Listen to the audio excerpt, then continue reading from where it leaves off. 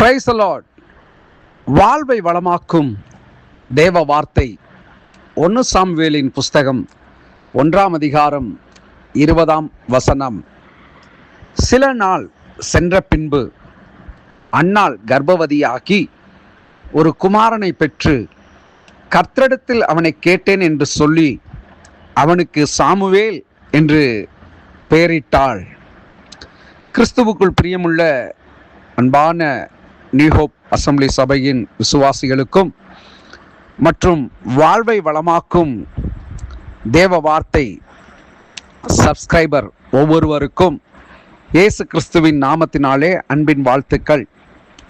சில நாட்களாக சில தடைகளின் நிமித்தம் கர்த்தருடைய வார்த்தையை பேச முடியாத சூழ்நிலைகள்.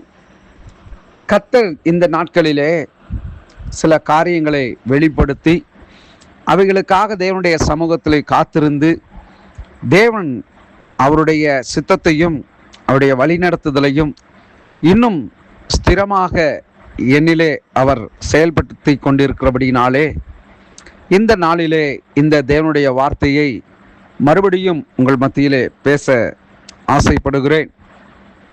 இன்றைய நாளிலே இந்த சாமுவேலின் புஸ்தகத்திலே இந்த செய்தியை, அதாவது அன்னாள் குழந்தை இல்லாமல் இருந்தால் கர்த்தர் அவளை நினைத்தருளினார் என்ற செய்திகளை நாம் பல கோணங்களிலே பல தேவனுடைய தாசர்கள் பேசுகிறதையும் நம்முடைய அறிவு சார்ந்த ஞானத்தினால் விளங்கிக் கொள்கிற காரியங்களையும் நாம் அறிந்திருப்போம். இந்த நாளிலே கர்த்தர் எனக்கு இந்த வாக்கியத்திலே உணர்த்திய சில காரியங்களை இந்த வேளையிலே பேச ஆசைப்படுகிறேன்.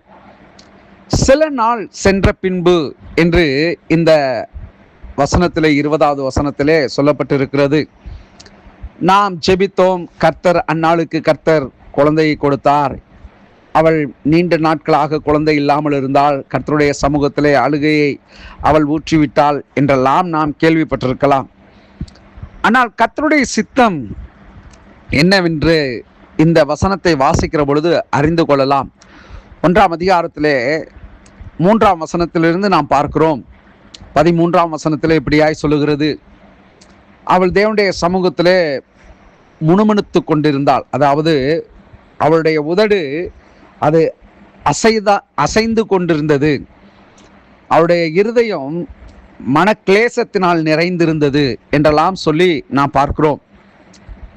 ஆனால் அவள் தேவனுடைய சமூகத்திலே ஜெபித்த சில நாட்களுக்குள், அதை தான் இங்கே முக்கிய ஒரு ஹைலைட்டாக இந்த வாக்கியத்தை நான் சொல்லுகிறேன்.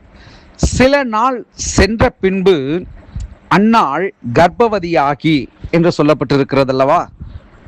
உங்கள் வாழ்க்கையிலே நீண்ட நாட்களாக நீங்கள் ஜெபித்து கொண்டிருக்கலாம். எந்த காரியங்களை குறித்தாகிலும் நீங்கள் தேவனுடைய சமூகத்திலே வேண்டுதல் செய்து கொண்டிருக்கலாம்.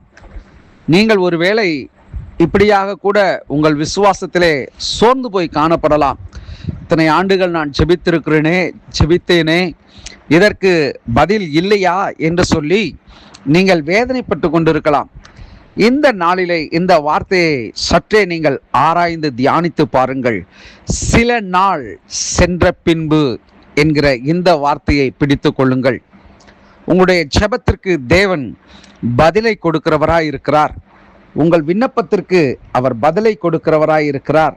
உங்களுடைய சோர்ந்து போன உங்களுடைய வாழ்க்கையை அவர் மறுபடியும் உயிர்ப்பிக்கத்தக்கதாக உங்களுடைய காரியங்கள் எல்லாவற்றையும் அவர் பொறுப்படுத்திக் கொள்கிற தெய்வமாக இருக்கிறார்.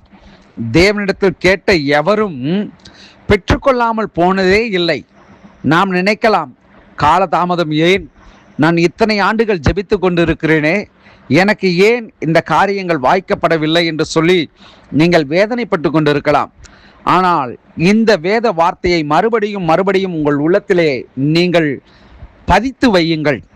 சில நாள் சென்ற பின்பு என்கிற இந்த வார்த்தை உங்கள் வாழ்க்கையிலே காத்திருக்கிற சகல நன்மைக்கு ஏதுவான காரியங்கள் எல்லாவற்றையும் சில நாட்களுக்குள் நீங்கள் பெற்றுக்கொள்வீர்கள் என்பதில் எவ்வித மாற்று கருத்துமே இல்லை.